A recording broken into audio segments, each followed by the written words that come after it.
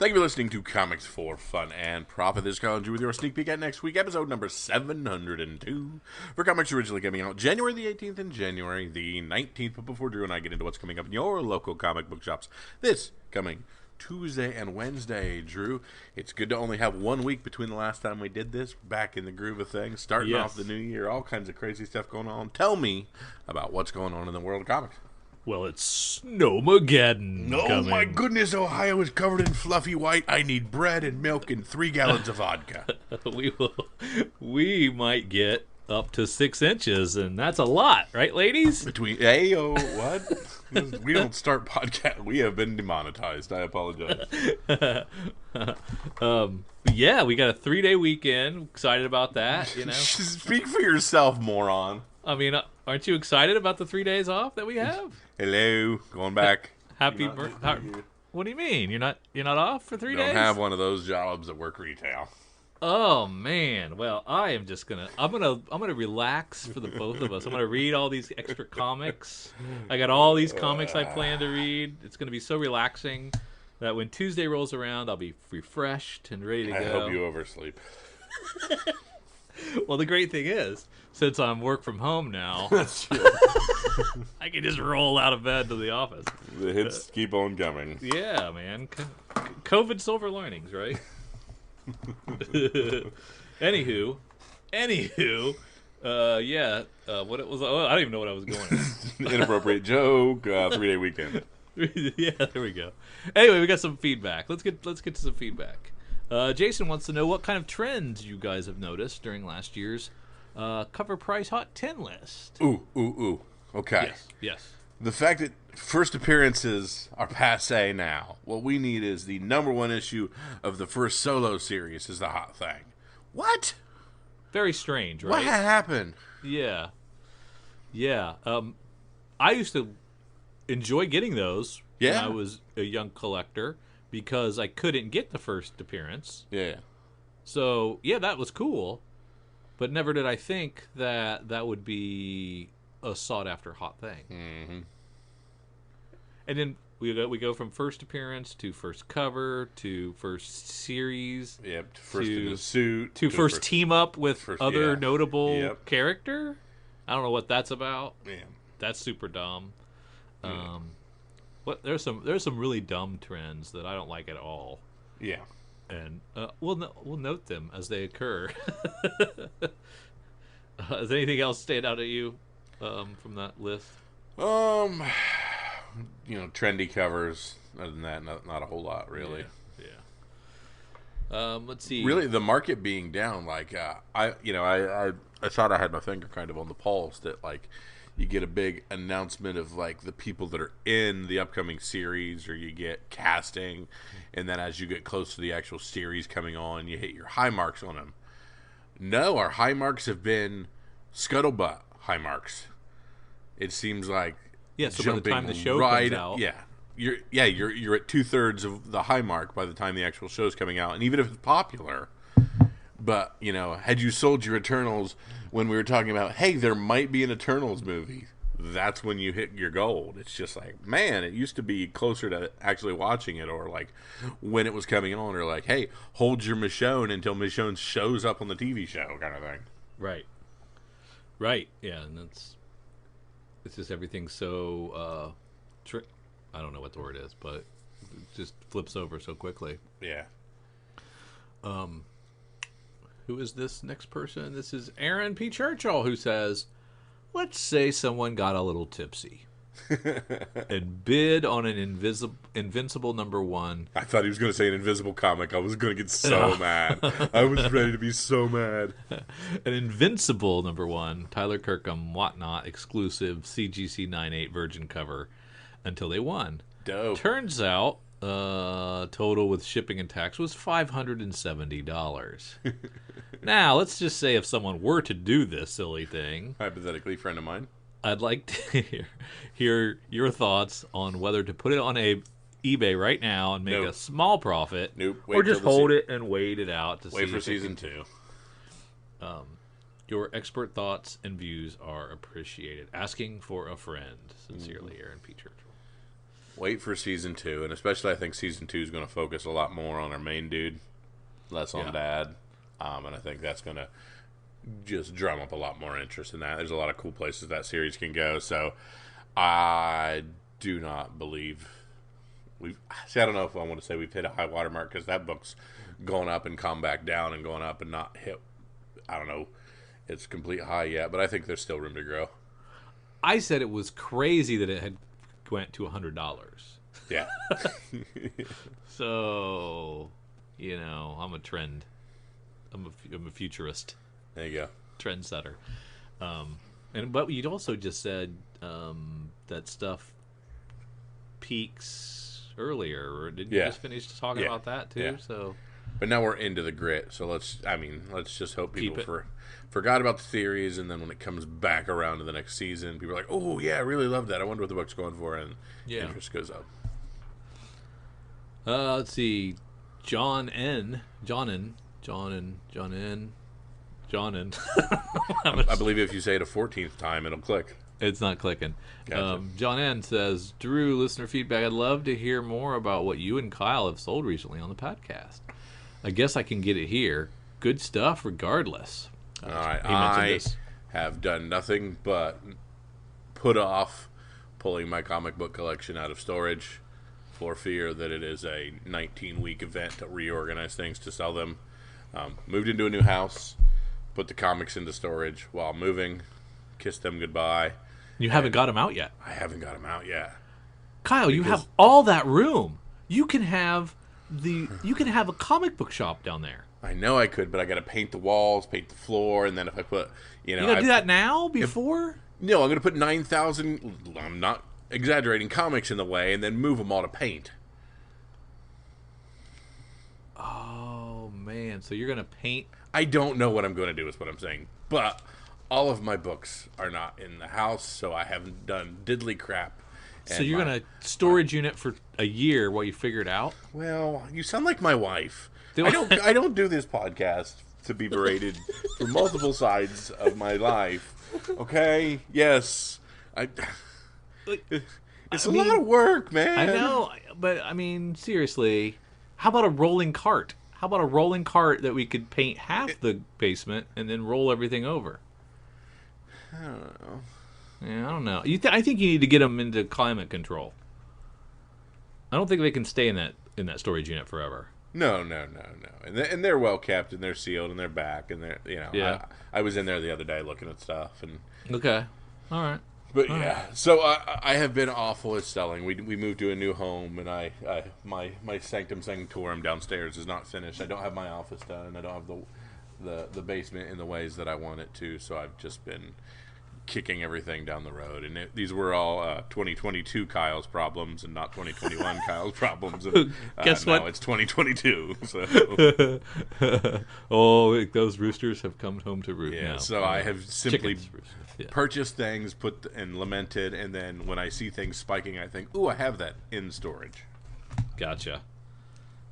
Well, I don't know if this is going to be a good story for you or not, then, because I was inspired by some of the chatter on the Slack channel about my comic shop and their sales portal, and grabbed a couple of long boxes of comics, got my little scanner, my little $12 Amazon scanner out, barcode scanner, and started firing through there. It's really cool, dude. So what you're doing is you're hitting things, and it's deciding if that is on a want list? Yes. Yeah. Gotcha. You could go old school. It'll just say, here's the things we want. Or you can type it in manually and say, I have Batman 102. Do you want this? And you click on the right one. Mm-hmm. Or you can barcode scanner, and if it has a barcode, obviously. And then it comes up with multiple options. So what the thing is, the cool thing is, like if they want it, they're like, we want that, and here are the different prices we will give you for the various grades, and then they give you an assumed grade based on its age. So they're just like assuming that 75% of this 1986 comic is going to be very fine, very good plus or whatever. Yeah. And if you've took really good care of it or something, or you're grading it higher, you can grade it however you feel it graded, and then put it at that level, and then they'll take it. Then the other option is, we don't want this now, but because we've got some, but we've been selling a lot, so we assume we'll need this next month. So we'll put it on a waiting list for next month. Feels like a few girls in high school did that to me and never came back around. Or 3 months, or 4 months, or what? It's a rolling scale all the way up to 24 months. If you get a 24-month wait list, they don't want that ever. I don't think. Yeah, it's like the long game. It's just the slow no, if you will. Overprinted stuff. Yeah. That they don't. I don't think we'll ever need. So that's kind of neat. And then, so you hit your stuff. Anything that they're like, we want that. You compiled. You got a number. You set it in. You get cash. Yeah. Okay. So sorry, I'm skipping ahead. Yeah. So I just scanned until I got about 40. I just did like in batches of 40. So I got to like 40 or 50 comics that they wanted. Yeah. And I was like, okay, that's easy to mail. Pretty much. I've got boxes that size. That's basically my criteria. I have boxes that size that will easily mail those. And so I'm like, okay, the next step is submit that list, and then they'll confirm whether they really wanted those, or they maybe at the time that you scanned it they wanted it, but then you waited a week, and since then they've received some of those, so they might have changed their mind, right? Mm-hmm. So you submit those, and then they shoot you an email. Right, it was like, it might take up to 2 days, but it's never taken more than a day for them to send me an email back saying, yeah, we want what you scanned. Here's a shipping list and instructions. And you click on that, and it's got its own invoice that it's printed out for you to pack with your comics. But before you do that, it gives you one last chance. So it's like, okay, here's everything you said you were gonna give us. Here's everything we want, and so here they are. Are you sure you want to sell these to us? Click confirm, and that way you can do one last check to make sure that what you said you were going to send them, you are. And they would prefer if you put it in the alphabetical order, and numerical. So you have to kind of sort that stack. They say you don't have to, but if it's a pain for their packers, so if you're cheating grades up, put them in order so the guy's in a good mood. yeah. And so then you confirm that, stick the invoice in with your well-packed comics, and ship them down there. Now they also will pay a portion of your shipping, because they're like, ooh, we really want that Venom number 4, so we're going, and that's in your pile of stuff. Or they really want the Fantastic Four, or first Monica Rambeau. I sold them a lot of cool stuff, actually. And we really want that, so we're going to pay a portion of your shipping. They're not going to pay it all, though. It was like they paid like $2 or $3 of my shipping, which was nice. But I would rather they said, "Here's a shipping label," So then I pack it up and take it to the post office and send it on its way, and then they receive it, and that happens. That's happened this week, but they haven't processed it yet. Gotcha. So they received it, and now they're going to process it, check the packing list against what was sent, and then check my grades against their grades. Now, I've since learned that sometimes they grade up and offer you more money. Whoa! Because I expected that condition. was not an option. And then, but also the opposite is true. And sometimes they'll say that's not a near mint plus. That's more of a very good plus, or very fine plus. And then they'll grade it down, and then you have the option of not getting or not taking their offer. But then there's a whole different thing they have to do at that point. But you can take cash, or you can take in-store credit. All right. And so in my the case comic of shop, yours, what were your two options? I had that stack of 40 was 200 cash or 245, 250 in credit. Gotcha. And I said, I will take cash this time. I want to see how that works. But I mean, my comic shop has like everything I would need to fill out most of my runs. My comic shop do CGC. Oh yeah. Okay. Yeah, I thought so. I know I've clicked on them there, but I've never actually shopped for them there. And then there was a third option. The third option is consignment, and I haven't done that yet. I was going to take out some of my more value, because if you have a comic that's a very fine or higher and over a certain dollar amount, I think it was like $20 or $25 or something like that, 50 bucks retail, then you have the option of consigning it. And then what you do is you ship the consigned stuff to them, and then they put them on their website to sell, and then you pay 8% fee off when it sells. And That's I was it? like, yeah, I was like, that's pretty good. Yeah. They handle the ship? You still ship them to them. You don't. No, you pay... ship it to them, but they ship to the seller or to the buyer. Oh yeah, they ship to the seller. That's dope. Yeah. Because the sellers or the buyer is probably paying the shipping. Yeah, so, exactly, through them. I feel. Yeah. So that was an option too, and I was going to try it, but I was like, no, I'm just going to do this first, see how this works, and I was going to be really patient and just see how this first box went. But then I really enjoyed it and did 2 more boxes. Holy crap! So I've sent them like $500 or $600 worth of comics, and three boxes, and I really need to stop now and just wait. Because you're getting to the point where there's books that you could make better money on eBay or whatnot. But Well, no, you're I just want to see how having fun with the process. Yeah, I'm like, if this is smooth and they don't dick me too hard on the grading, because I'm a pretty good grader, but like I know some of these comics I have are, fresh from Diamond, untouched by human hands, or fresh from Cowabunga, untouched by human hands, in a bag and a board, and I never even took them out. Mm-hmm. So I know, and I'm looking at it, it's pristine. Yeah. I know it's near mint. Yeah. And then they like, it's kind of interesting, because depending on the book, the value of the book, like more common books, it's like 3 grades: near mint, very fine, and very good. I think. Yeah. So if you've got a new levels. comic that's crappy, we don't want it at all. Three levels.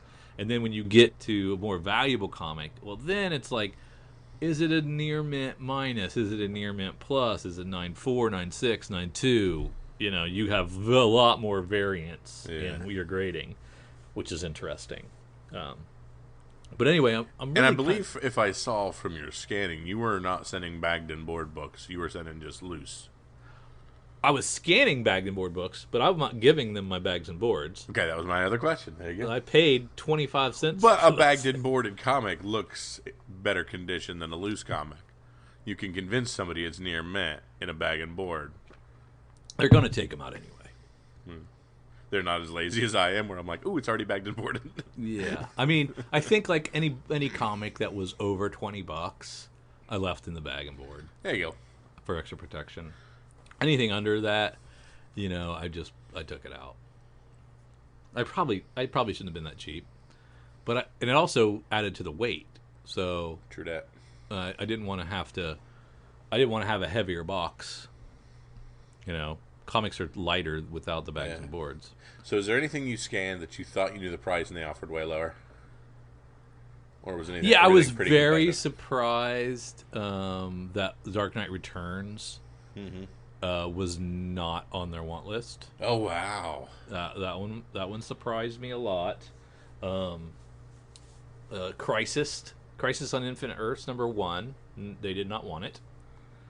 That was surprising. Watchmen Watchmen comic, the original. It was they did not want that. I was very surprised there. They didn't want a lot of my Batman. They didn't want a lot of Spider-Man.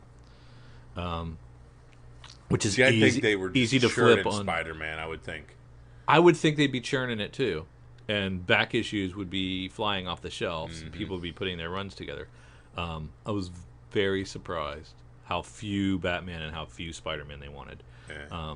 Now I didn't do them all. It was because of how unorganized I am. It was just a random box, but it was cool, and it kind of inspired me to get organized. There you go. So I've got my boxes, and I'm sorting them, and I'm like, okay, these have been scanned, and I'm going to put them in alphabetical order by publisher, and going to make sense, so I'll be able to find this stuff. And the kind of the cool thing is, like from box 1 to box 3, like I went back in, and it had made offers on comics I'd already scanned. So they had already changed their mind and said now they want these books. That's dope. Which was interesting. Probably so the I just other went and lesson found is them. send them soon. Don't scan and sit for a week because things are going to change. Yeah, so you can scan them in and never submit them, and it's just an inventory system for you. So you can just use their database and just make a little system of all your comics that you own. You can use it as a database if you want, but then it also makes offers. Yeah. And then you decide whether you're going to do it. Because there was some like it was offering me, it was lowballing me on like some comics, and I was like, I'm not gonna sell it for that, and I would just zero it out, and I change my mind. I'd think about it for a while, and I was like, now I'm gonna change my mind. But then there were some like I know I paid $1 for this in a dollar bin, and they're offering me 80 cents for it.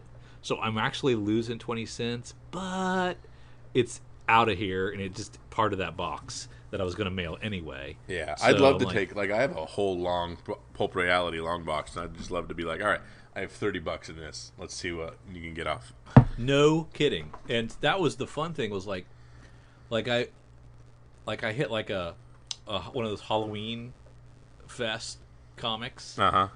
And it was like, okay, so I know I paid 12 cents for this or whatever. Yeah. Right? And $2.10. I'm like, awesome. Did you hit any free comic book day books? I didn't do those yet. I've been saving those because I usually give those to my daughter. I usually give all my free comic book day books to my daughter for her summer reading program. Yeah. Kids in poverty. Anyways, I want to see how much they'll give us for them. But now I think I'm going to check them all first. I got poor kids at home. We don't need it. I'll ask her if she could bring some of the others back. Yeah, no kidding. The ones she hasn't used. I need to scan those. You have to send me that scanner because I was looking online. They're all like $25. Oh, I thought I only paid 12, but maybe I paid $20. I don't know. It's only money. It's only money. When I'm on my 3-day weekend, I'll send you one. I'm gonna hang up on you. But it was really fun, and I just hope that it sticks to landing, because the process was really easy. I mean, it is time consuming, but I was sitting there watching TV anyway. Yeah, no doubt. So I could just sit with my laptop and scan them, and then the stuff that didn't have barcodes, I would just manually type in Spidey 4 or whatever, and it would pop up all the Spidey 4s, and I'd pick the one that I had.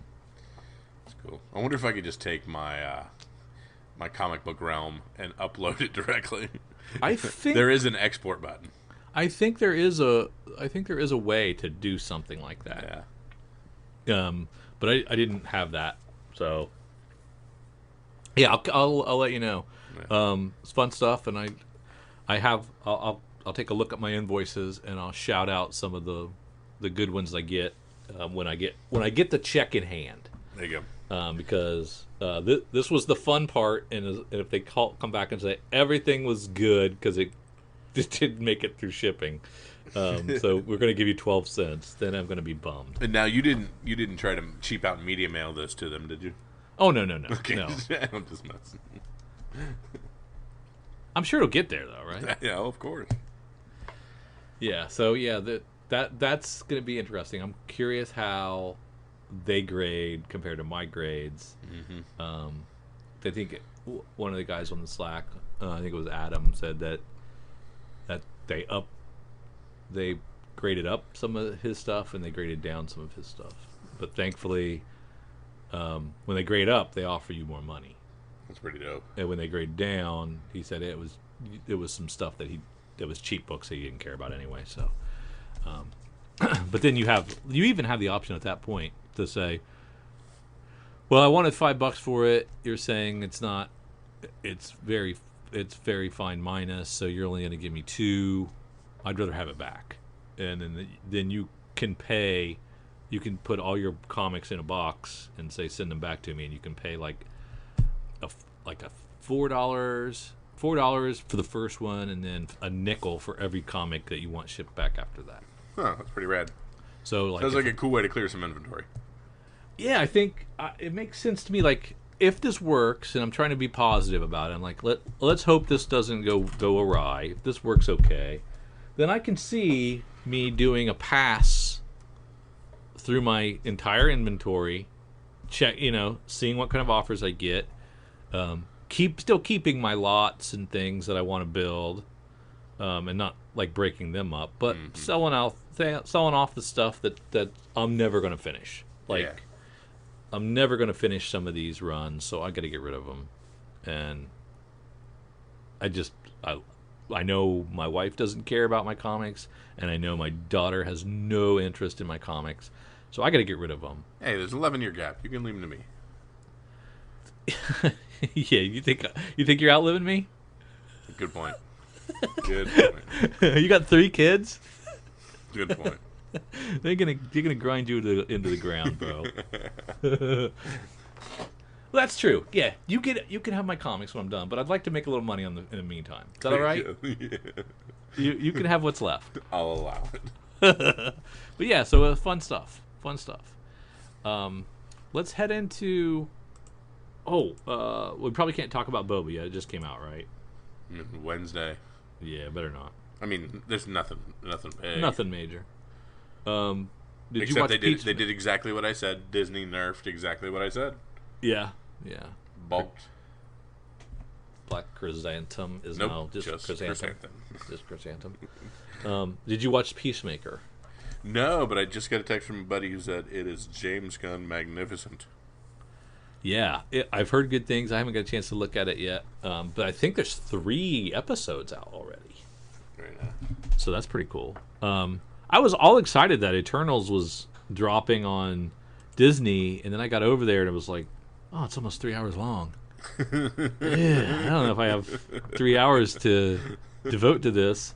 I don't know if I want to break it up into pieces to watch it. Awesome. And I made my wife watch the trailer with me. I'm like, okay, so this is you don't have to know a lot about Marvel and the MCU, because this is kind of like off on it in its own. And she's like, well, what's this stuff about a snap and people disappearing and coming back? And I'm like, okay, yeah, I guess you have to know a little bit. She's like, I'm out. So she won't watch it with me. So therefore I have to carve out 3 hours of my own time to watch it. I don't know how it's going to happen. Yeah. But I do want to watch it because it's the only MCU movie I haven't seen yet. Ah. Well, and you didn't. Yeah. No. Right? I mean, that's the only one, right? You've seen them all too. Yeah, but I'm just saying, you didn't finish What If, the Disney Plus stuff, but yeah. Is that MCU? Yeah, that's where we get our evil Doctor Strange. Does animated count now? Yes, I just told you. Just now or earlier? No, before. I don't listen. Shocking.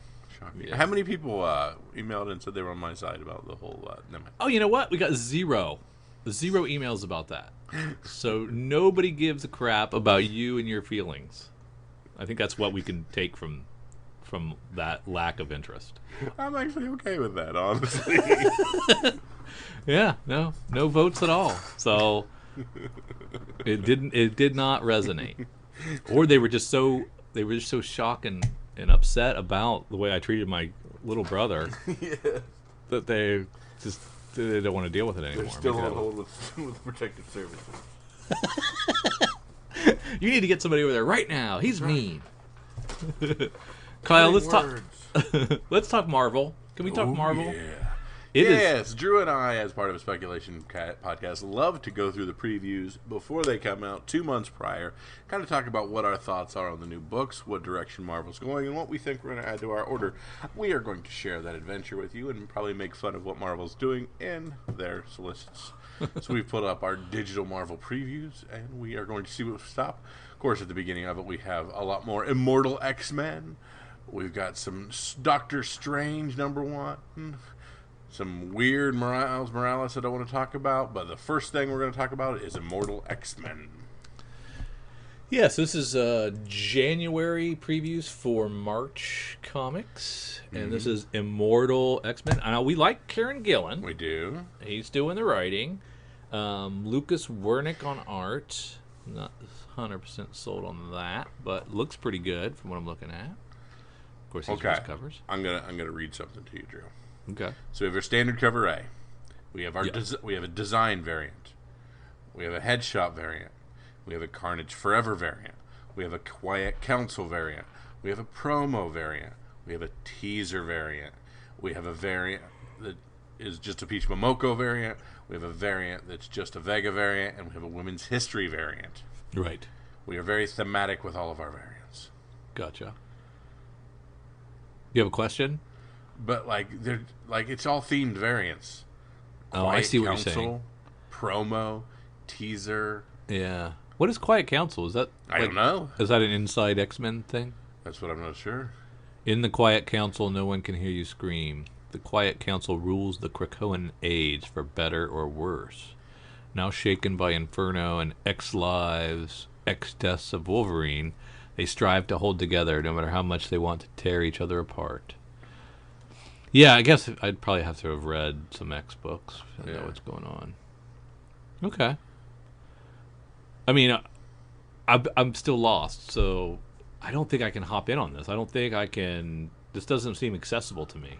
I mean, we just know that Krakoa is all mutants in together in a utopian society, all on their own, and shenanigans ensue. Yeah. Then we I don't know. I'm not doing that one. But I'm not an X guy, so I hardly ever do. I tried to jump in for Krakoa stuff, and I hate it all. You hated it all? Yeah. Yeah. So then we go X-Men Unlimited. It's Jonathan Hickman and Declan Shalvey. I do love Declan Shalvey, but not enough to do this. Yeah. I keep getting burnt by all the Wolverine stuff, and I'm just not doing it until somebody proves me wrong. Yeah. Yeah, there's that 5th issue of X-Lives of Wolverine. Ben Piercy finishing that up. X-Deaths. Also Ben Piercy finishing that up. Marauders relaunching. Marvel relaunching. What a surprise. Shock. That story of Steve Orlando. Oh, man. That's not going to be good. And I do not like that Erica DeRusso cover. I think that is horrible looking. Yeah. Peach Momoko gets another Demon Days. That's a good one. What is it? Whatever the cover is that's on the full page next. Can't see a name on that, but that's really well done. That's almost what do we look? Enough. Are we talking about Marauders still? Yeah, page 9 is the Marauders, like the full page of it. That's a good looking cover. So I don't know if that's the regular cover A. Oh, I gotcha. So yeah, then I'm scooching down through Demon Days since we've been there. This is the 3rd Demon Days that Peach Momoko has been allowed to do. So that's crazy, right? As a writer and an artist, they seem to be good. I love that Bjorn Barron's cover. That's awesome. Versus the Ogre. Yeah. That's super cool. Yeah, that's really good. He's the guy that does a lot of Spawn stuff, right? It's exactly what I was going to say, yeah. Yeah. Now, Wolverine Patch, first issue of 5 issue series. Larry Hama. So G.I. Joe Larry Hama gonna do a Wolverine book. Ooh, it's like 007. Okay, all new action, intrigue, and espionage awaits you as legendary creator Larry Hama returns with a story set before his original run on Wolverine. The mutant known as Logan has made a name for himself on the mysterious island of Madripoor, where the locals know him as Patch.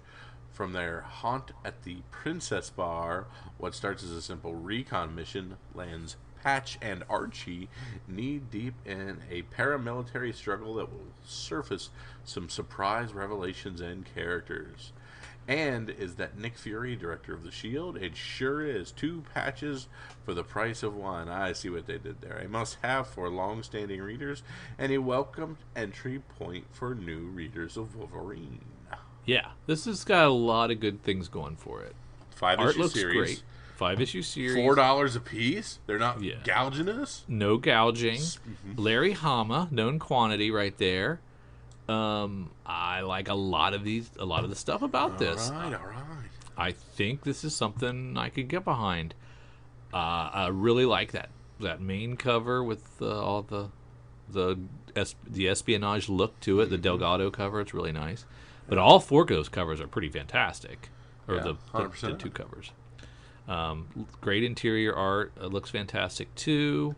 I mean, 32 pages, $3.99. What's not to like about this? Yeah, there's an option right there. I like it. Yeah, so a pretty anti-X books, but this one I can get on board with. So you think you check this out? So you're saying there's a chance? Yeah, I'm interested in this. You've been burned by Wolverine in the past, but would you be interested in this one? Yes, this one. But I bought so many. Yeah, I was gonna say I bought a lot of garbage Wolverine. Is what I'm saying. Yeah, this one looks to be good, and you're in, you're out, 5 issues. So yeah, check that out. Right? 100%. Yeah. Captain Carter #1, Jamie McKelvey, Mirka Cresta. This is fresh out of the What If, right? I assume so. Yeah. This is what if Carter becomes the world's first? Yeah, this is like the What If episode 1. I'm honestly assuming they probably just reprint it in print form. But I mean the animated series. This was the first episode, right? Yeah. You don't think this is a new interpretation of that? You think this is because Jamie McKelvey, it is new. It is new. Yeah. But I mean, who knows? Yeah. Just on that same note, I guess. Mm-hmm. And that was not a good episode. I didn't think. No, I mean I watched it and literally stopped watching What If. Yeah. You didn't even get to 2? No. Yeah, I tried 2. I like where Black Panther was in Guardians. Yeah. That wasn't good either. Yep. Carnage #1, Rom V with Francisco Mana on art.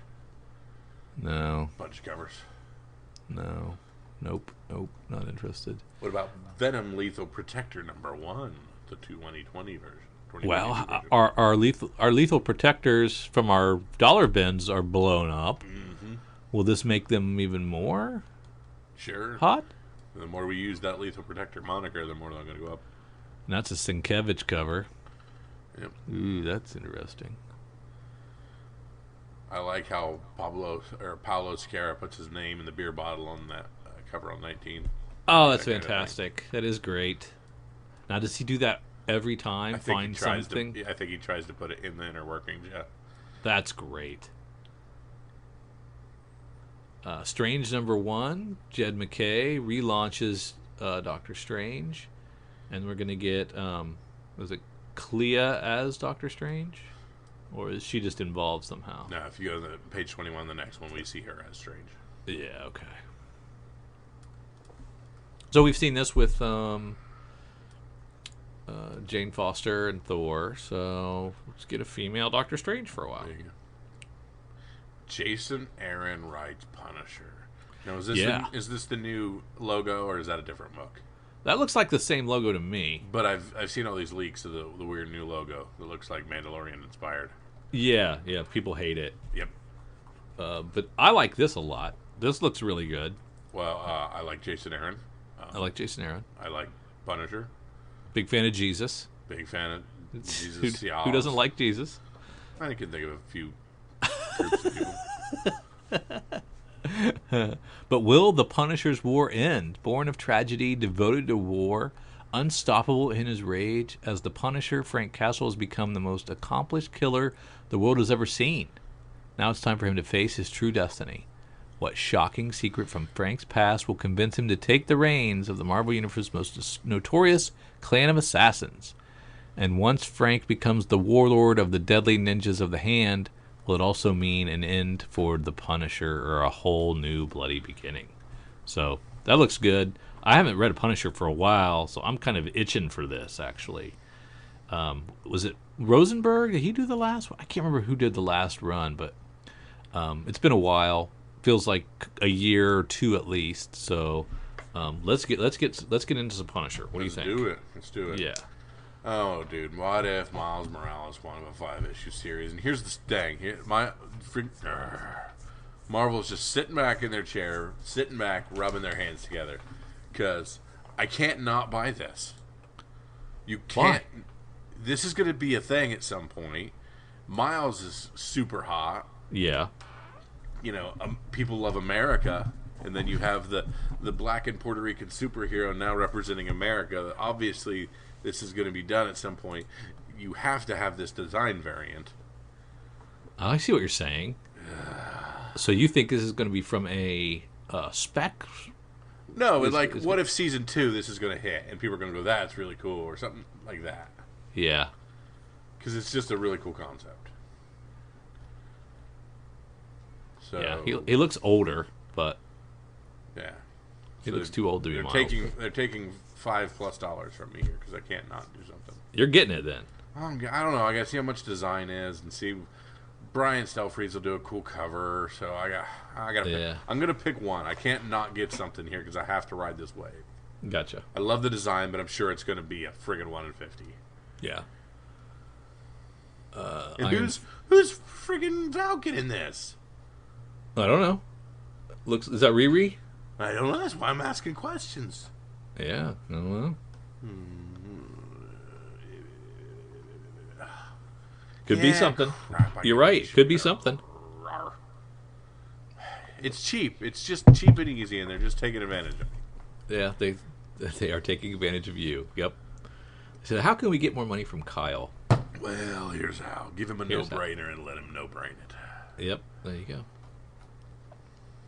Iron Fist 2. Well, that second cover looks pretty cool by Jim Chung. I like that a lot. Yeah. Ghost Rider 2. Gwenverse 2. Is that a design variant? Who's that a design variant of?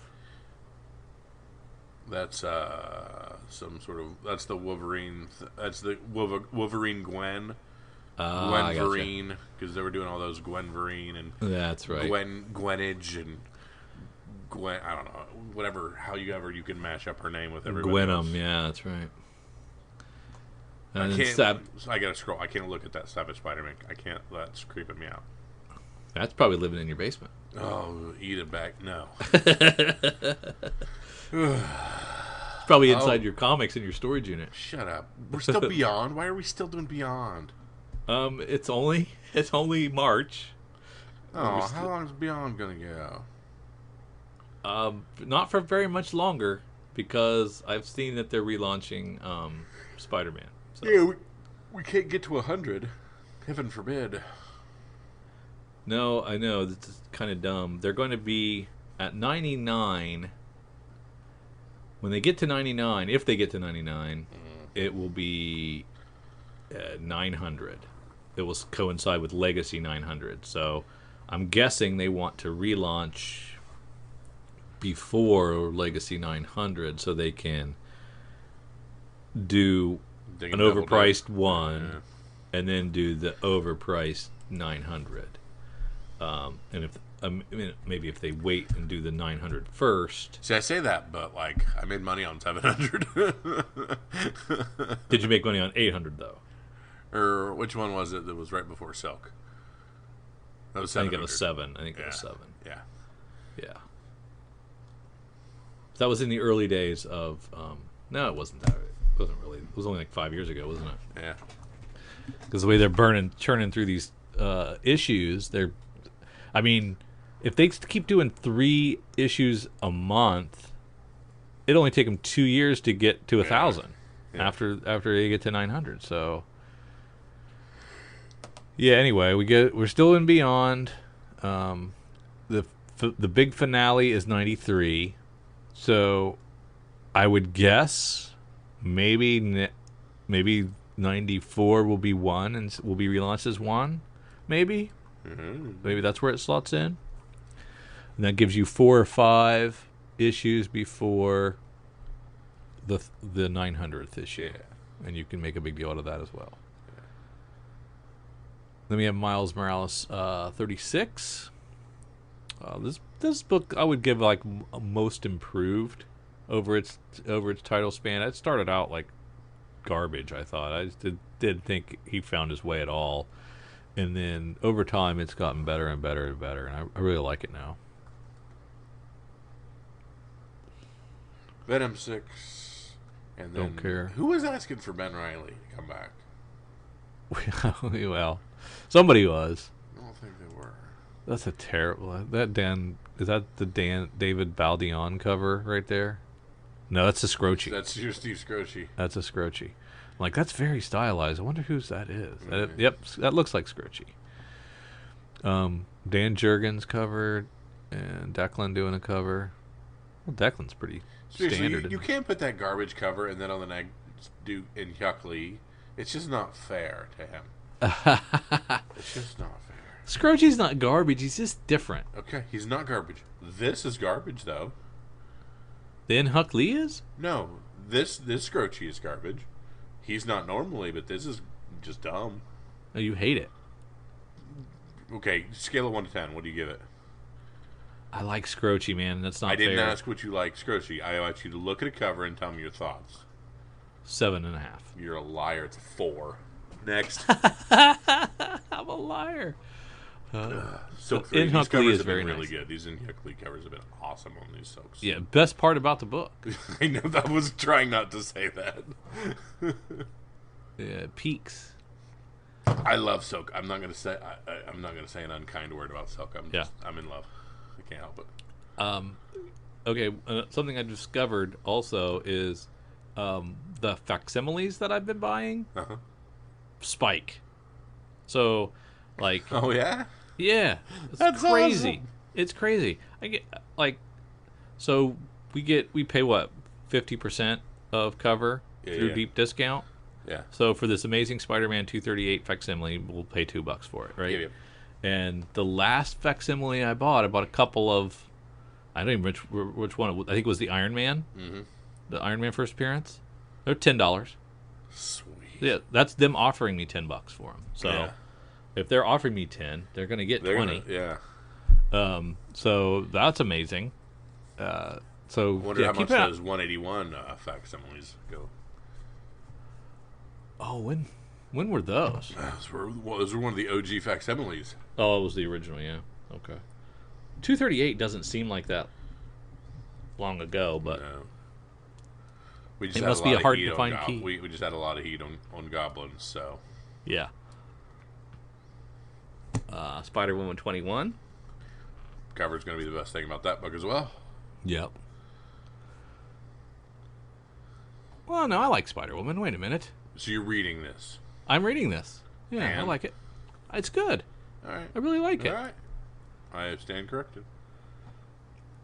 I mean, it's not the best thing I'm reading, but it's good. Well above 5. average. I'm still reading it. I haven't dropped it. All right, that says something. Yeah. Electro Black, White, and Blood, number 4. Yeah, missed out on that. I love the writing team on this is Peach Momoko, Kevin Eastman, and Ann Nesenti. How cool is that? Yeah, and also on art, right? And on art, yeah. Except Anne. Anne's like Anne can't draw, so we're not gonna let She her may in be there. considered doing that moire. I don't know. I don't think she is. And there's a Kevin Eastman cover too. That's so cool. Oh, did you see it? Can you? No. No, but I know it's gonna be cool. Yeah. Yeah, I didn't get big offers for my TMNT Eastman covers. I was bummed. Oh yeah. Yeah, they weren't worth much. Boo. Boo. Devil's Reign finishing up 5 and 6. We're gonna finish up Superior 4, Devil's Reign tie-in.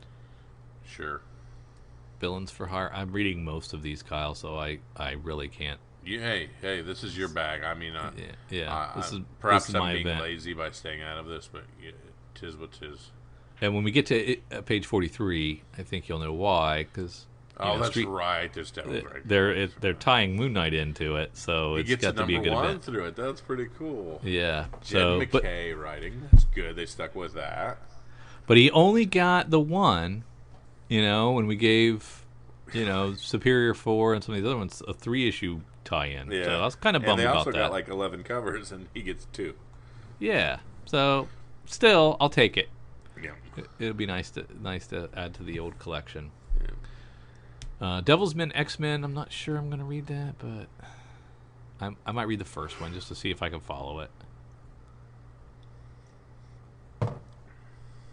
Daredevil Woman Without Fear finishing up. This has got to be Oeming doing the art and excellent, right? Yes. No, all red. I'm sorry, not Oeming. I knew what you meant. Sabre Tooth. X-Men 9. X-Force Annual 1.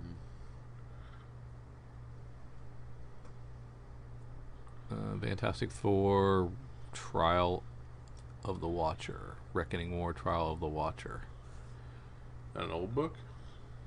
No, it's part of the Fantastic Four event, going simultaneously with Devil's Reign. Oh, look at that Hulk grand design. Okay. That's Ed Piskor. It's my boy. And they also threw in a Marcus Martin and a Peach Momoko. Mm-hmm. And does Jim Rugg even get to do a cover? Yeah, he gets to do a cover. Yeah. He gets to do a cover as well. I mean, it's pretty fantastic. Yeah, that's great. It's $6 a piece. I can't get them all, but I got to pick something up. I mean, and man, it's hard to say no to that Piskor. Yeah, he did a great job because Rugg did some of his Red Room covers for him. Yeah, and you love the way these grand design books are written. I loved X-Men Grand Design, not being an X-Men purist. Yes. I really enjoyed them, and I love the art. I love Piskor's art style. So this is Rugg's art style, which I don't know that I like as much. Gotcha. Still good. So I'm curious, and I don't know that does Hulk have the same history? The same long history as like X-Men do. I mean, I'm trying to think if he has a really compelling history that you could really delve into, or it's kind of the same notes over and over. He has 180 books before he even meets Wolverine, so I mean, there's that. Yeah, that's true. He has the whole World War Hulk, so it's just depending on what level of sentience and red Hulk, gray Hulk. That's true. There, Mr. Fix-It era and the Maestro era. So yeah, there's a lot to talk about. But for the most part, Hulk smash. For the most part, Hulk smash.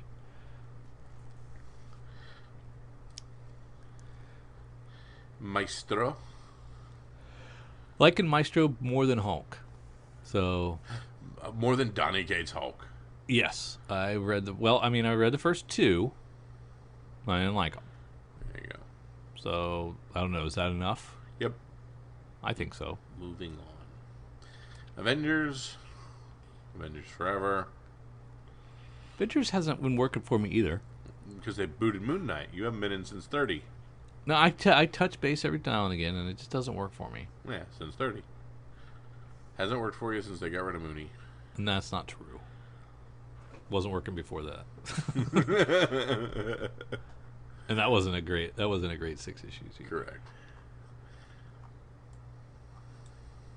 Oh, now we're doing Women of Marvel.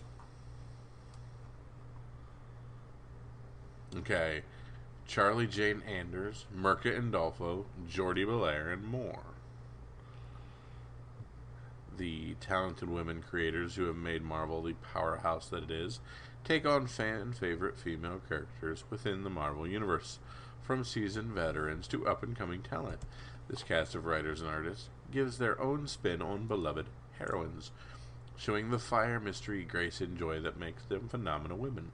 With superstar creators Charlie Jane Anders, Mirka Andolfo, Jordi Belair, and many more, this issue is a must-have from the Voices pull list. Now, there are 5 characters on the cover. Mm-hmm. There are 3 creators listed, and it's 56 pages. So I'm guessing there's only 2 more. There's like 2 more creators for those 2 other characters. These people ain't hanging around with each other. Those are independent stories. So if at 56 pages, Divided by 5, it's getting 11. that's only a 10 or 11 pages each to tell a story. It might only be 1 more. Yeah. It might be like a team up between 2 of these characters. And Jubilee and Storm go hang out. Yeah, maybe. So I'd be curious if maybe they're shorter than that. I don't know. We'll have to see. There you go. Jack of Hearts, Drew. What do you know about the Jack of Hearts? Where are you at? She-Hulk 3. Oh, okay. I don't know anything. Jack of Hearts is back, and it's up to She-Hulk to help him figure out why. That old book spiked. Jack of Hearts did? Yep. Oh, okay. Dark Ages finishes up. I can't believe it was only 6 issues. Maybe because DC locked up Tom Taylor exclusive, they said we got to cut this off early. Get out. We don't want you. Eternals made it to 10. Silver Surfer's got a great Galactus cover.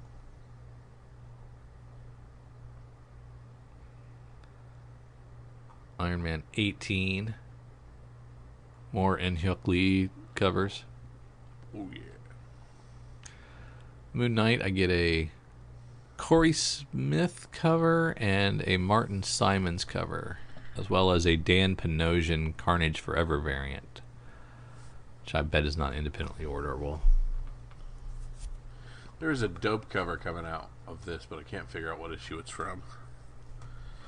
Coming out from Moon Knight, I just can't figure out what issue it's from. I just keep seeing the cover. Oh, really? Yeah. One that already passed then? One of the previous previews? It's coming out here. I'll send it to you. I can't remember. I don't think it was in a preview. But I can't figure out how you get it. Hawkeye Kate Bishop miniseries finishes up. Think they'll go back and revisit that? Yep. Think she'll get another series? Oh, I've not seen that cover. That's very nice. Yeah. I just can't figure out. There's no number on it, so I don't know which one it is, but I've seen it bouncing around a lot. Could have been like the artist actually sharing that on Twitter, maybe. Yeah, that's exactly what I think. Thing is 5 of 6. The first 2 issues were pretty good. I enjoyed them, so I want to finish that up.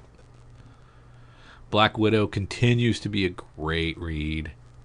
Great Adam Hughes covers, one after the other. This is also cover? awesome. Didn't we already solicit this? I don't know. With her blood? Yeah. I think she bled on another one, but I don't know if she bled on her back like that. Thor, God of Hammers is over. Yeah, you said it was meh for issue 20. Yeah. I see what you're saying. It wasn't amazing. We'll see.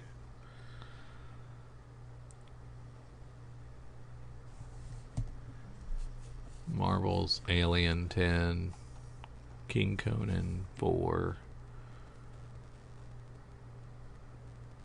Crimson Reign. Is this chick on Alien fighting a xenomorph with a bow? That's pretty cool. She's got a bow, or the xenomorph has a bow? That would be even cooler, but she has the bow. Well, we're going to do a Han Solo Chewbacca miniseries. All right, can we banty back and forth for a second on a question I have here? Sure. So Crimson Raid is the chick from Solo, and that's that crime syndicate, right? Okay. The girl from Game of Thrones. Okay. Yeah. All right. The farther we delve into Book of Boba Fett, we seem to have an overarching bad guy that is behind the scenes. The Pikes? It's obviously not the Pikes. The Pikes are there, but they're obviously being controlled. We need a dude, right? Oh. And I'm worried it's this Crimson Reign and it's going to be that chick, and I missed out on the first one, and I need more of her, so I don't know what to do. Oh. I see what you're saying. And this is just me scuttlebutting, but, well, me and other internet people. I don't have many original thoughts. But, we're getting rid of the twins. Obviously, we're not going to have a generic bad guy for Boba Fett. We're going to have a big guy. And if we end up doing them against Crimson Reign, which is another crime syndicate, and then we get into like crime lord versus crime lord thing, which, in my mind is where we're going with this. I need to have her first comic appearance and stuff, and I didn't care about Crimson Reign or any of this crap, and now I'm mad. Oh, well, you could probably still get them. Yeah. Probably pretty reasonable. Yeah, so I got to find all these Kira, is what I need to say. Since none of this is Kira crap. All this stuff is in your head. Yes. It hasn't actually happened yet. Yes. So it's really cheap. Nobody else knows this. It's not cheap. I mean, other people. I mean, the book popped a little bit for the first one, But yeah, I bet you can get them for $5. Yeah. So I think I need to load up a little bit on Kira, in case she ends up as the BBEG for Book of Boba Fett. Okay, that's interesting. Didn't think about that. I just hold on and watch. Yeah, you can't just do Pikes as the bad guy. Obviously, just be like, oh, you fighting. Well, I thought maybe there'd be like a lead Pike or something that was like super bad. We've already done that. We did that in Clone Wars. It didn't work out well. They're fish. No, I gotcha. Yeah. All right, sorry. This is an ongoing. Yeah. This Chewbacca and Han Solo is an ongoing. I mean, everything's an ongoing till they stop it. Remember? Yeah, but they usually pitch these as just. So Mark Guggenheim is writing it. Yeah, I don't know if that's David good or Messina on art. Now, here's the dope thing: is we have an Adam Hughes cover and an Alex Maleev cover. And an Alex Maleev cover. All right, but wait, it's Han still frozen in carbonite? Yes, but you can't keep a good smuggler down. Said a few years before A New Hope. Han, his partner Chewbacca, and Greedo embark on a heist for Jabba the Hutt. It's supposed to be an easy job. What could possibly go wrong? Well, for starters, how about a reunion with the very last person Han expected to see? The last page is a draw dropper. So but he's not in carbonite. Because he's not. This is before any of that. Oh. So obviously, but like this is another one where Mr. Marvel executive is just leaning back, going, and I can't not buy this. You can't not buy it? No, Why? I can't not buy this. We get so we get to finally learn, what the Greedo and Jabba stuff from A New Hope that we don't really know. Oh, I gotcha. We got to do that, and I mean, dang it, I gotta buy it. Okay, I see now. I see what you're saying. Adam Hughes is mine. Alex Maleev is mine. And we'll see how many other frigate covers I think I need. Well, that's the Alex Maleev there, right? With the that's like watercolor. Yes. I don't love it. Well, I do love the blaster. Yeah. That's a great and shot. And we don't of the even blast. see the Adam Hughes, but please don't be expensive. Yeah. So I thought it was Halcyon Legacy that you were like sitting out. I am. I don't care about that ship. Yeah. But I also didn't care about the crime syndicate and all that stuff until I start watching this, and I'm like, crap, I think Kira might show up. Wow, that does make sense. If it's already out, that makes sense that it would tie in somehow. Yeah. Oh, the answer is buy it all, right? I know. I've said it for years. I just hate to keep saying it. Yep. So we're going to go Star Wars 22, Dr. Aphra hits 19, Bounty Hunters 21, Darth Vader 21. About time to reboot all those again with number ones. You're not wrong. Yeah. It's about that time than they did it last time, didn't Return of the Handmaiden. That's awesome. I actually really like all that storyline stuff. Now in Stormbreakers, I really like the Hawkeye I love cover. That. I do too. That no pineapple and pizza cover. That's awesome. Yeah, I go Pizza Dog, Carmen, Carnero. I like that a lot.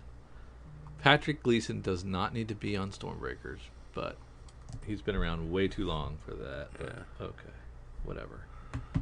I just feel bad for Wolverine and that Joshua Cassara. Like, Wolverine doesn't try to be cool in that cover. He's trying to be cool. You think he's trying to be cool? Yeah. Like, close. Very square-jawed. Peach, you can do no wrong. Blah, blah, blah. Hardcovers. Nothing but hardcovers, right? Ooh, New Republic Omnibus. That's cute. Now, these are reprinted Dark Horse, right? Yes. Collecting a bunch of what ifs. That's kind of nice. Yeah. Ultimates. Marvel Masterworks, Werewolf by Night. That looks good. Yeah, and see, they're doing this again. They're collecting a lot of Mara Jade stuff in this, so we're going to get Mara Jade suited in something. Well, God, you gotta have your finger on the pulse of this. You gotta get your hands around what you need to have. Make it happen. I can't have it all. You must. I forgot how much I loved that Jane Foster cover that's on the cover of that trade paper back on 109. Yeah. That Art Germ, one of those first Art Germ covers. That's oh yeah, so yeah, good. those are great. Oh, cool! High Republic Volume 3, falling all that. It's neat. You see, there's no High Republic in any of this. It's gone for a while. Oh really? And we didn't get our next new thing. Why is that? Remember, they were sundowning that first saga for High Republic, and it'll come back later. We'll see what the next big thing they do with it is. I don't remember us talking about that. We did. What is wrong with you? I think I'm early onset Alzheimer's. You have to be, because we talked about it. Them having the finality of the. Have me first put away part. and just take my comics. I think so. That might be the way to go. Just forward his cash that he's supposed to get from. Knock wood. Yeah, no doubt. Yeah, lots of good trades. If money and space were no object, I mean, I can't even imagine buying and having all these trades on bookshelves. I just can't even imagine where I would put them. But I need at least half a dozen Marvel books here. This sucks. Yeah, it's not. That doesn't suck. That's good. I know, but that's good. It's tempt you. It's a very, very, very good previews book. Yeah, solid. Lots of tempting offerings. Yeah. So, way to go. Strong work, Marvel. Strong work. Strong work. All right. So we've looked through our previews, but I want to talk about some books that are selling good on the secondary market. We've talked about you selling some things. Let's see what's spiking right now. Head on over to our good friends at coverprice.com, where I have clicked on the wrong link because I'm not smart. You're the top 10, right? Yep, I clicked on it. So at rank number 3, we again Star Wars Vader 3. This is our first rank Afra. 10. Huh? You said rank 3. Sorry, rank 10, issue 3. Book of Boba Fett episode to surprise everyone with the introduction of Black Chrysanthemum, a.k.a. Just Chrysanthemum, a Wookiee bounty hunter first introduced via 2015's Vader 1. This brief and menacing appearance set his various keys and covers on fire, though fans immediately knew that his appearance could mean if Black Chrysanthemum, or just Chrysanthemum, is around, then Dr. Afra could possibly exist. So Afra spiked again, moved 50 copies online for this book.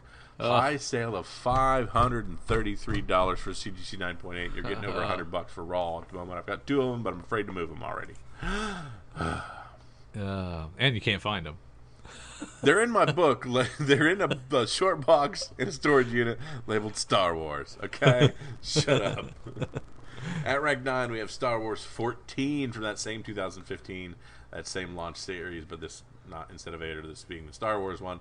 Pretty much any cover with Black Chrysanthemum was hot last week. This Mark Brooks cover featured our favorite classic Wookiee, Chewbacca, versus our new favorite Wookiee, Chrysanthemum. $30 for a raw copy of that one. And we have Star Wars 13, which was the Clayman had a connecting variant. Initially, this was considered the first cover appearance of Black Chrysanthemum. However, that was quickly corrected with the confirmation of Vader down Z-Box variant and the Mile High Kate Cook variant actually holding that honor. Yet, didn't matter. 23 copies moved, $43 for Raw. At rank 7, we have Thor number 20, the Simone Bianchi 1 in 25, blah blah, God of Hammers, blah blah, $180. At rank 6, Star Wars Dr. Aphra Annual number 1. This issue features the first solo story of Chrysanthemum. Due to high interest in the character and his origins, fans grabbed the annual. 53 copies, moving $45 for Raw. Huh.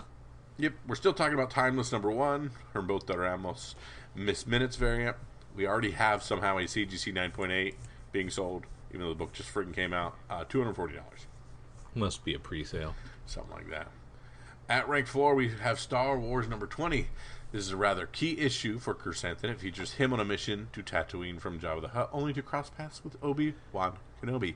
This is how we get the scar over his eye via Obi-Wan's lightsaber. Speculation is very confident we'll most likely see this battle in the Obi-Wan Disney Plus series, giving it a boost in sales. 83 copies on the secondary market. $40 for Raw. At rank 3, we have Thor 20 again. This is the Greg Land Villains Reign variant. Is he the one we hate? No. What's his name? It's Horn, Greg something. Greg Horn. Horn, yes.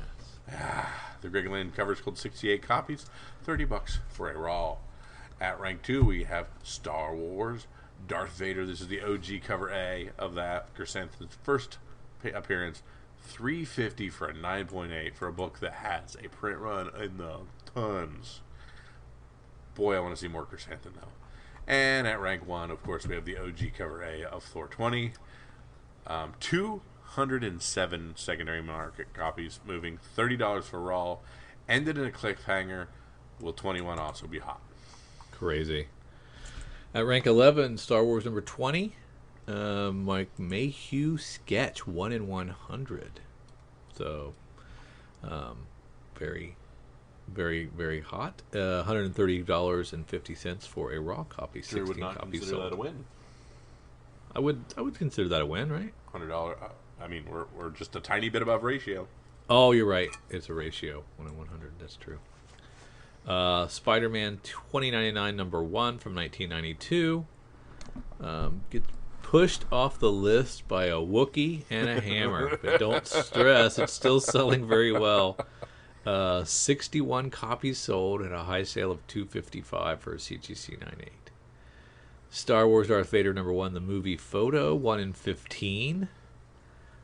This is many of the variants of Black Chrysanthemum's first appearance were trending. This Vader photo cover sold 15 copies and had a high sale of $69 for a Raw. Strange Academy number 14 from 2021 comes in at rank 14. The first appearance of Gaslamp, a dark magician who grants wishes with consequences. This new villain is still hanging on with 43 copies sold and a high sale of $31 for a Raw. It's weird. This one just seems out of place, doesn't it? Yeah. There's really no reason for this one. Not be related to a Disney Plus series. Yeah, it's just it's a interesting new character, and people like it. It's so odd. Please retread old people for us, please. At rank 15, we have the Mighty Thor number 12. It is somehow connected to Thor 20. It features Jane Foster's Thor wondering if the Mjolnir is alive since it seems to control her at times. The story dives deep into the history of Mjolnir and how Mjolnir and the god Tempest, a storm that Odin fought, was trapped and forged into a hammer. As well known that Donny Cates is a fan of Jason Aaron, leveraging and expanding the stories he created. 21 copies sold, high sale of $26.45 for a Raw copy. Mighty Thor isn't the God Butcher series. It's the one after that. It's the one with Jane on the cover of. Okay, yeah. At rank 16, we have Star Wars Tales of the Jedi number 1 from Dark Horse in 1993. Returning to the list this week, this features the first appearance of Ulick Keldroma and K. Keldroma. However, New details have emerged that Lucasfilm could be developing another animated project in the form of Star Wars Tales of the Jedi. Sold 26 copies and a high sale of $300 for a CGC 98. Star Wars Darth Vader #1, the director's cut. I had this. I think I already sold it. What did I say last week? Buy everything and don't sell it. I'm happy this happened to be during the time when we thought director's cuts might be worth money, and sure enough. Yep, we did. Black Chrysanthemum's first appearance, Heat. So this is a high sale, 26 copies, and has a high sale of $78.74 for a CGC 9.0.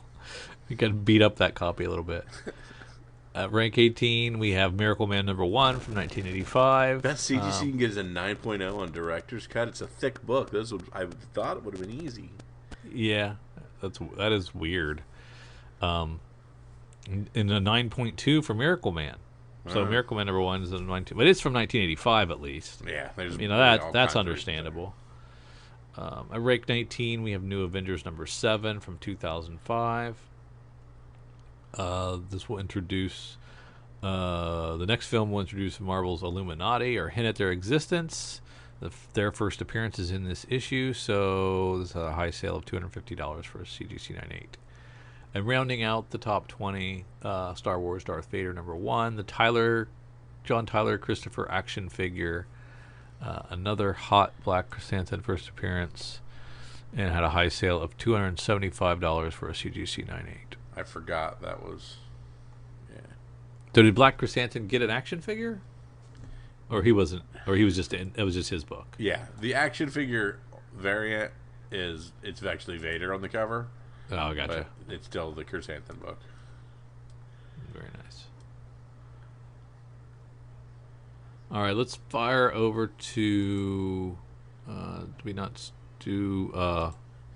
FOC. Of course, FOC is our final order cutoff. It's our last ability to add a few things, subtract a few things, change a few things on our orders before things come out without having to do inflated prices on things of this. Although we rarely remove anything. We always add. We always just people. add.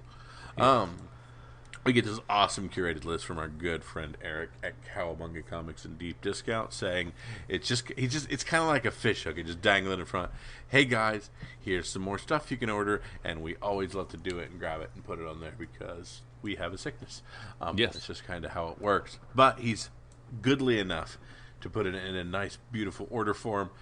We have until Sunday to add our DC and Penguin Random House stuff, and Monday for everything else. Drew and I like to go through it and talk about what we're going to add and why we're into it. And let's start at the top. I'm going to start with our DC books. Yeah, the Batgirls covers look great. Yeah, I love them all. Yeah, they're really, really good. I really like the Bermejos and Detective over and over again. I can't stop loving those. They're fantastic. So much goodness. And I like are these the Detective comics that have the really good covers? Yeah. Now is this Future State Gotham #10? Is that some kind of stylized future Nightwing? You don't remember Future State? I didn't read much of Future State, so I got bored with that pretty quick. That's Red Hood. Oh, that's Red Hood. Joker. So we have essentially the new version of the crowbar scene right there. Would that Mike Bowden cover be? Oh, sorry, I was looking at cover A. Sorry, my bad. You're talking about Nightwing. That's Nightwing. He's a police officer in this, I think, if I remember correctly. I didn't see. Where do you see Joker in the cover A? Future State Gotham cover A. Dude with the flaming hair on top that's the new Joker, I think. Oh wow! I didn't read any of this series. Yeah. Was it good? Is it good? I don't remember a ton about it, so yeah. Ooh, Harley Derek Chew. Hold on, I gotta see it. Yeah, it's good. There, cool. He does good work. Yeah. Oh, there's more Hellblazer. I gotta go back and read those Hellblazers. Got to find time to You read know old what you comics. have to do is you have to click on I Am Batman #6 Matina. I'm looking at the Carrie Randolph, the Lexus, the Matina. It's okay. It's so dark. I apologize. So She's dark. not sitting in a field of lilies. I can barely make it out. You're old. That's true. Impossible Jones. That's a It's a Scout Scout comic. book. Yeah. We also have Bad Wraith. Or Rad Wraith. I'm sorry. So we have a weird Black Caravan skateboarding zombie book. I was very disappointed in my Jokers. My Jokers did not fetch a lot of money either. Oh, yeah? Yeah. I thought they would have done a lot better than they did.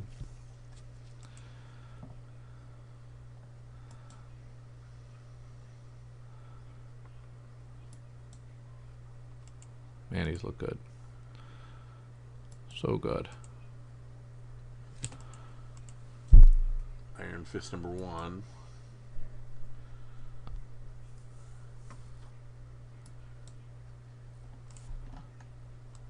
You're down, and where are you at? Marvel.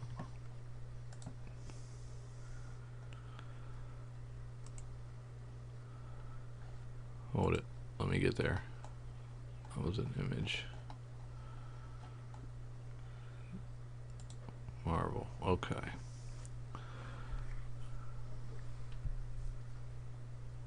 Got a couple of nice Black Widows.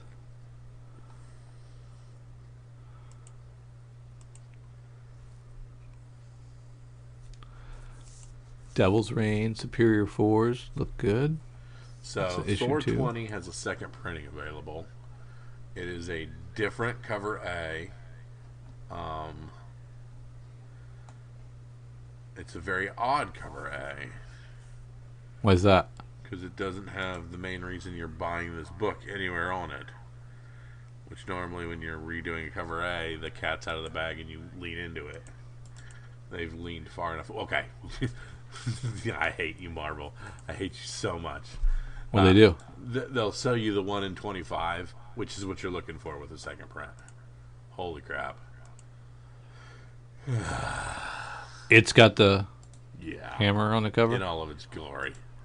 It might as well say meta. It's got Mjolnir holding Mjolnir. Interesting. Yeah. That's basically the final page. Yeah. That is the final No, page I think of 20. Is it? I thought it was Yeah. a little bit of a different angle. It looks pretty close. All right. Maybe recolored. Yeah. But yeah, there's your First cover. You gotta Well, pay $40 okay. for it.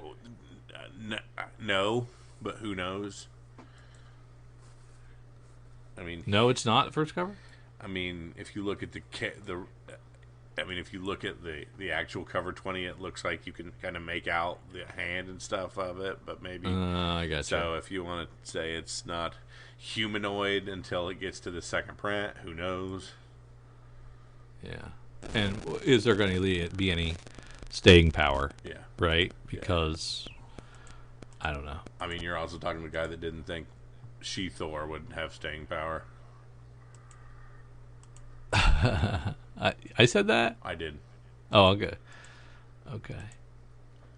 Well, we weren't a big fan of any of Donny Cates' creations over on Venom. Correct. And we still have to see, although King in Black and those, they have blown up aftermarket, we still haven't really seen them materialize anywhere else. Yeah. So we'll see. Yeah. This is yet another Cates creation. From Marvel, I'm heading down into, it looks like, some Dark Horse books, but I don't see anything we really care about. So back to Image. Yep. Deep Beyond is ending. Yeah, it's finishing with that a Peach Momoko? No, it's an Andolfo cover. It's Merkin and Alpha. She was Peach before Peach. Yeah. Prophet Facsimile Edition. Yeah, I don't know about that. Is that really that sought after? Prophet spiked and was on some of our Hot 10 lists not that long ago. Yeah, and so many But I still covers. think the answer's no.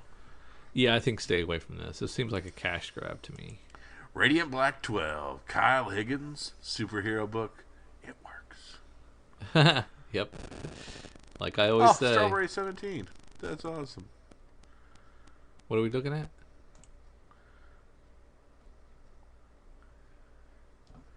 Where are you? That's cool. I'm looking at Radiant Black 12. Oh, okay. Sorry.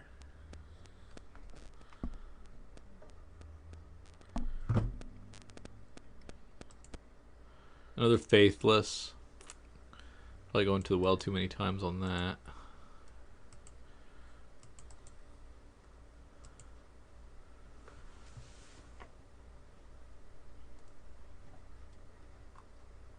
Life Zero #1 from a Blaze. There's tons of these for some reason. What's the deal there? Stefano Vietti and Marco Cicchetto. What do you want again? It's Life Zero #1 from a Blaze. Oh, yeah. A lot of covers.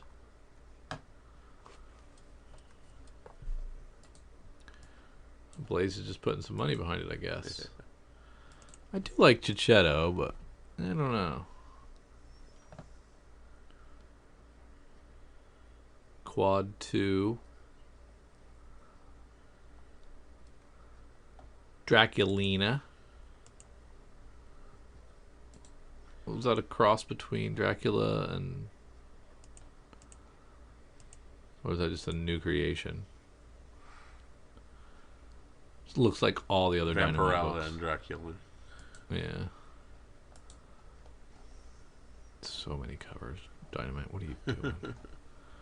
Must be making money, man. Must make them money.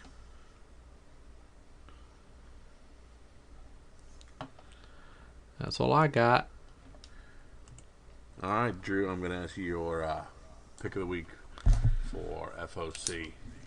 There's lots to choose from, but I'm going to go with, if I can find a pin that works, Life Zero #1 from a Blaze. I'm going to take the layup. Thor 20. Oh, the second print? Yep. I would say the ratio, but I'm not allowed. Right. You're not allowed. Moving on. And you've got no votes to back you up. The audience has failed me. They've left you behind. Let's do some Hot 10. Hot 10, we go to our good friends at comicbookinvest.com. Click on their Hot 10 that they just made today and look at what the hot books are according to them. Starting at rank 1, Amazing Fantasy #10 from 2005. Fred Van Lente, the writer on this one. Brawls have doubled in price. This week up to over $100, and 9.8s are now $650. This happened because people seem to think that a recent casting will be Nina Price. Don't know how true this is, and remember that the WWBN will just be a Halloween special. What is WWBN? No clue. Missed that one. Yep.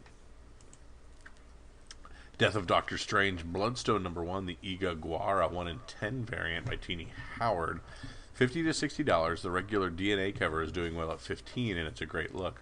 But this one is not only carries Lyra Bloodstone's first appearance in The Guts, it has her on the cover as well, which now meets 2 of the 3 main bullet points for a hot book. Great cover art is the third as well. At rank 3, we have Dr. Aphra Annual #1, 5 to 10, up from, and now up to $30 and $40. This is the Origin issue. If you know me, you know that I think Origin issues are massively overlooked in this day and age, and you get Black Chrysanthemum's Origin here, they say. At rank 4, we have Daredevil Woman Without Fear #1, the Jen Bartel 1 in 50 variant, $100. The collars on this one looks great, as usual for Jen Bartel. How does everyone feel with Elektra currently in the titular role? At rank 5, Darth Vader #3. Of course, this is our first Dr. Aphra appearance. 9.8 spiked to as high as 650, but seemed to level out at about the 550 range, which is still more than they were the prior week, keeping some anticipation for some of the spike. It will happen, and this book will likely never be this price again. In all honesty, sky's the limit. Wow. At rank 6, we have Dr. Aver #1, John Tyler Christopher variant. This hasn't been a cheap book for a while. In the $50 to $60 range this week, it continued the Black Chrysanthemum wave and is now $90, $90 to $100. Nice. At rank 7, we have Scorched #1, the Todd McFarlane 1 in 250 signed variant, capped at 838 issues. This one is in the $700 range, and this just still blows me away that these sell for this much. We do like this cover, though, for the record. So it's a 1 in 250, but it's limited to 838 Correct. copies. Correct. So you have to order 250 to get it, and there's only 838, and they're signed and numbered. So you get to 250 and it unlocks and you buy as many as you want? No. For every 250, you get one. So if you order 1,000 books, you get 4 of these. And so 838 people Times bought $250. 250. What is that? I did not realize that'd be 250 math. times 838. That's 200,000 books for Scorched. Which It's point? 209,000. You don't think 80 of these immediately went to different certain things and straight to CGCs and different selling things. So a lot of these did go to the general public, but If you doesn't go mean they don't by get the numbered. 1 in 250, if that's true, yeah.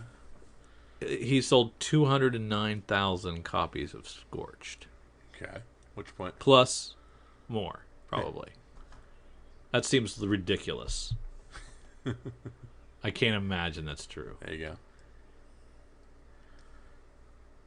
Maybe. We don't get numbers anymore, so This is true. We just have to speculate. At rank 8, we have World War Hulk #5. Oh, sorry, that's a $700 book. World War Hulk #5, $90 for Raw. 9.8s are now $360. Scar is sought after again. We're not sure why. I'm sure there is some rumor out there that we didn't see that is causing these to jump. At rank 9, we have The Hood #1 by BKV. $60 to $70 for Raw. This has been selling in the $40 range. Rumors this week of a possible Hood appearance in the Ironheart Disney Plus series caused a spike. As always, please consider the source. But I never read this, Brian K. Vaughan. Yeah, there's probably more Hood fans out there than we realize. At rank 10, Back to the Future #1 Sports Almanac variant. That's so cool. I don't do this often, but the 9.4 4 times signature series sale was so insane. It had to include it in this week. Yes, signed by Marty, Doc, Lorraine, and Biff. Sold for, wait for it, $10,000. Wow. That's awesome. And honorable mentions, we have Canto #2, the Morgan Beams 1 in 10 variant. 2 sales this week, $100 and $150, and currently listing, showing it for $200. We love this cover for some reason, and we don't have to explain why. And the other honorable mention, Wings Comics #90. A CGC 7.5 sold for a massive $3,100 this week. A different 7.5 copy sold just last year for $1,100. What an amazing yellow bondage war cover by Bob Lovers. What is going on with these prices? I don't get it. People got money. People got money. All right, Drew, we have looked at what's spiking, what we can get on the secondary market. But part of this game is what's coming out next week. Jumping on things as soon as they get there. Knocking on your LCS's door as soon as they open and saying, I need this, this, and this. And we're going to talk about what those things are. So, Drew, let's start at Lunar Distribution and let's look at our DC books. Batman the Knight starts #1. This is Chip Zdarsky writing another Bat book. 10-issue series. Yeah, I'm excited about this one. I bet it'll be good. Yeah, I love that Black Manta cover on issue 5, that Jorge Fornes cover. Yeah, that's very nice. Oh, I love that Catwoman, Jeff DeCal. Don't know much about him, but that is a nice looking stripper Catwoman cover. It's pretty great. Yeah. That is pretty great. That's really good. Uh-huh. Yeah. I might have to get one of Jenny Frison on Catwoman's pretty good And too. the bad part is she's overshadowed by the A. Yeah, That's crazy. that's a nice cover. Oh man, that Lee Bermejo on 1049B is so good. All right, look at him Yeah. grabbing the kid. Oh man, There's okay. You talked about dark covers. Here's a good use of bright colors that doesn't diminish from a dark Batman cover. right. But he has lighting. At least he has lighting to Yeah. accentuate the. Yeah. Look at the pouches and the kids and the missing posters. They look like they're popping off the wall. They're amazing. Why are these not huge? I don't understand. I love them. Yep, I finally have a good Nightwing cover. I love Nightwing 88B. Yes, you were a big fan of this. Yeah, even from the get-go, I liked it. I like A too, so Bruno Redondo, I'm not slighting you, but I just, something about that cover B I love. Super good. Yeah, it's great, and it's one of those we talk about the crossover appeal between Batgirl fans, Yeah. Nightwing fans, and this will sell well. 100%. We love the Robins 3 cover A as We've well. had several workout variants, which is essentially just the thirst trap variants. Where are you at? You're at Robin B. I'm talking about A. Oh yeah, I was looking The at smile. Yeah, I'm talking about the smile. the smile's awesome too. I love how they're all Yeah. scrunched in there. Yeah. And then King Shark are always B. They're always dope. I like B.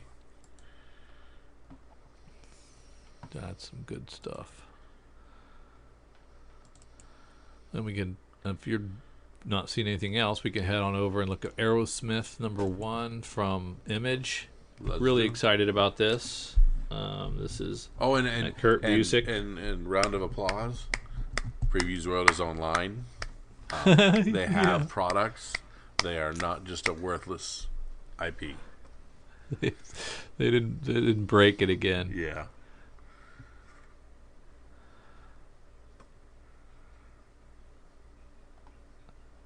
Yeah, I'm really excited about that Aerosmith.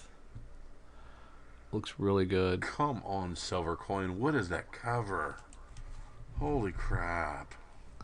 Oh man, That's Gotta- dope. somebody's got to clean up the dead body Like, parts. but like, I've done a lot of floors in my lifetime.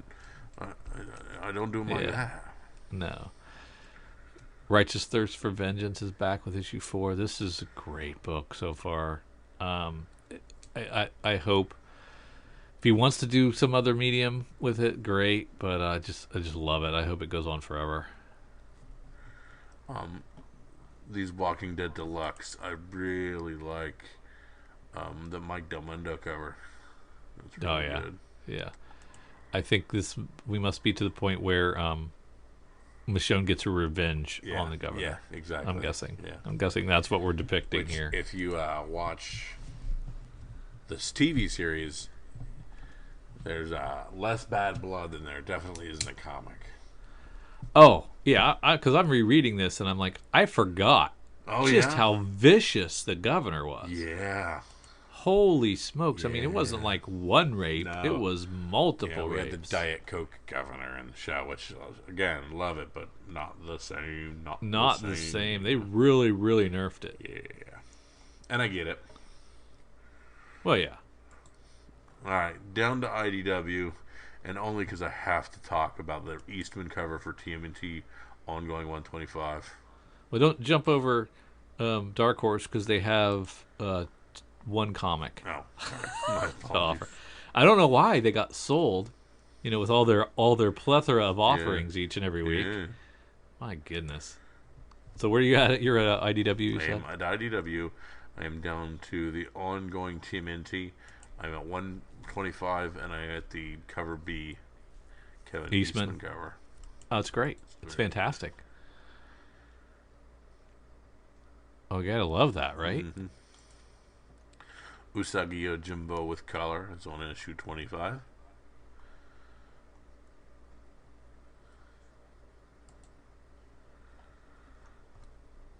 Down into our Marvel books. I love that cover for Amazing 86. I know that cover A. I love that too. That's so good. Yeah. Art Adams. I don't know that if I grabbed that during FOC or not. As much as I hate this Ben Riley thing and don't know why they're doing it, I do like that Dan Jurgens design variant. Yeah. It's very nice.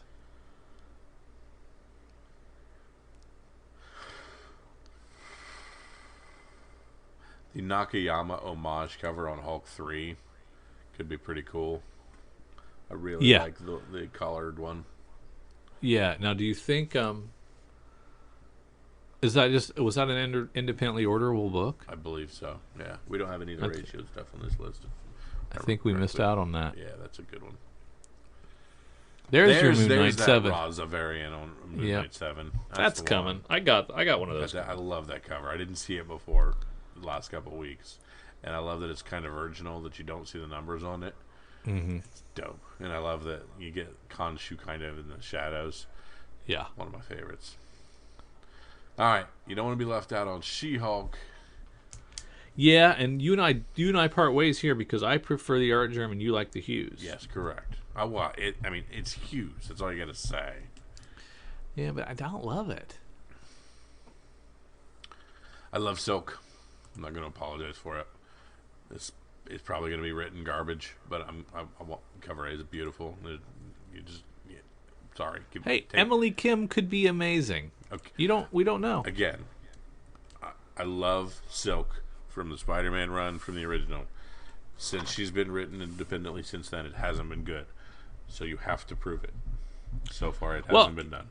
You know, my take is it never recovered from them nerfing their backing passion. away. Yeah. They're backed away from the whole Spidey sense tingling, getting them together. They for some reason backed off of that. So did you want like 65 issues of them just banging? I wanted it to be like it is with Black Cat and him. Yes, exactly. Okay, yep. Where it's like always a will they or won't they thing. And for it to go away and now they're just platonic buddies is dumb. Yeah, 100%. We don't always disagree. That's true. Look at that. Yeah. Silver Surfer Rebirth. Great Silver Surfer cover with Galactus in the background with Jurgens doing it. That's fantastic. They're all pretty good. We talked about this Star Wars High Republic stuff and it kind of taken a hiatus between things. Had I known this was only going to be like 20 issues, I'd have definitely forced myself to go all in on the whole set. You thought it would be just something that just went on forever? It would essentially be the like Star Wars where they're just I'm like, just stop. Yeah. At certain points, just quit doing this.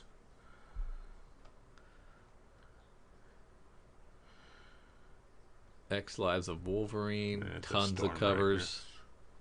So many X Lives of Wolverine to choose from. Oh, I hate that Bagley trading card. Oh, I understand that's the look from 181, but I hate it. The Slimy Classic? Yeah. That's the one you hate, right? Yeah. Okay, Venom 4, Yarden Classic homage variant. That's a must. Oh, it's the Bagley trading card you don't like. Yeah, I don't like the Bagley trading card. Oh, I thought it was. I think it's the Slimy Classic homage you don't like either. I remember we saw that. Yeah, that one's just silly. But did you see that Venom 4, the Yarden Classic homage to 300? Yes. Just awesome. Yes. I love the blacks on black. Yeah, I'm kind of tired of the 300 homages. How dare you? Yeah, I might be bitter. I don't know. Dynamite. Oh, I'm always going to stop at Rose Besh covers. I can't help it. I stop at Rose Besh. You stop. I thought Besh was doing a Kiss cover. You stop at cosplays. That's true. That's true. Still mad I missed that Silk Rose Besh. Ugh. Was it 1 in 25? 1 in 25, and I got cheap. I'm too cheap. Well, yeah, but you can't. I mean, ratio variants are. Okay. I like this. Boom, you done good. Angel number 1 has a blank sketch. They also have a blank sketch covered in blood. I like that. Yes, that is very cool. nice. Regarding matter of Oswald's body, heard good things about this. have yet to read mine.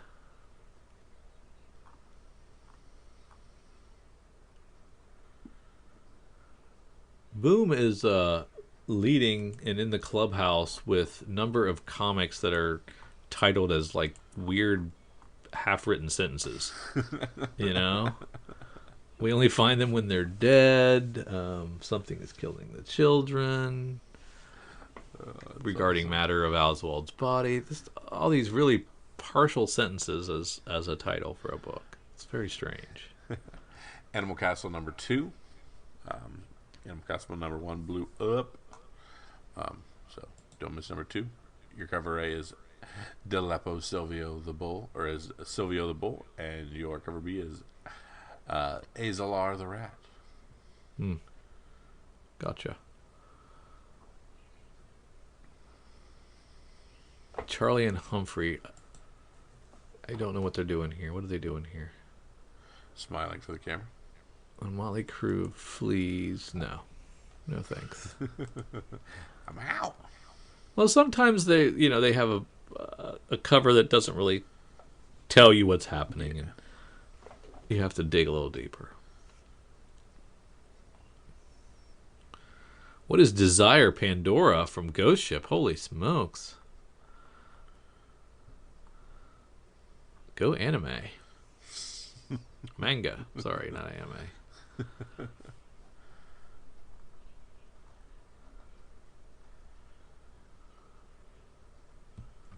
Ahoy Comics with another Edgar Allan Poe Snifter of Death. Only one cover for that. That's surprising. Only one cover for... No, we get 2 covers for Laura, number 3. Gilliam March.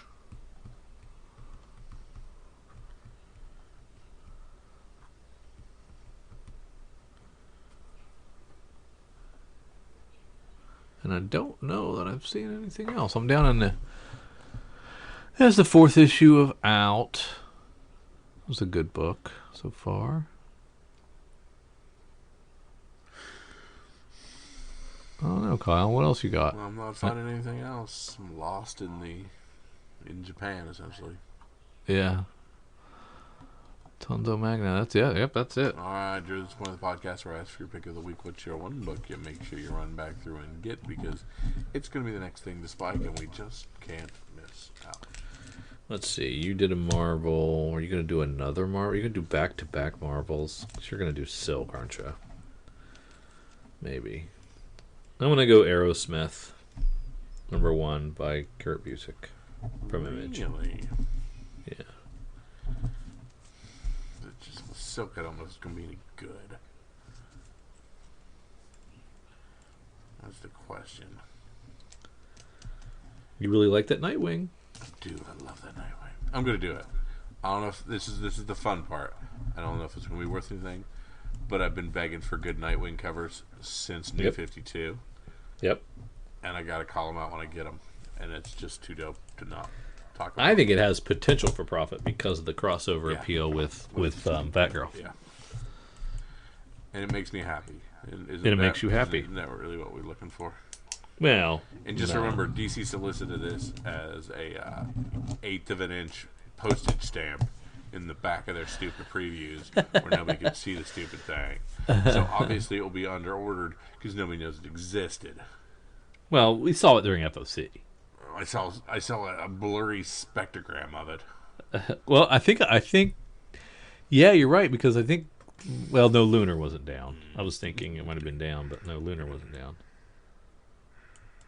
Take us home, brother. All right, I want to thank you guys for dragging along with Drew and myself as we go through our books coming out on the 18th and 19th of January. We appreciate you tagging along with us through everything. Head on over to Patreon and Comics for Fun and Profit. Be part of our community. Get on our Slack. Ask us all kinds of questions. Get our interview podcasts ahead of time. Talk to us. Get some other things ahead of time. Throw out some speculation. Be part and help us with all the fun stuff we do. We very much appreciate all of you. For Drew and for myself, see ya.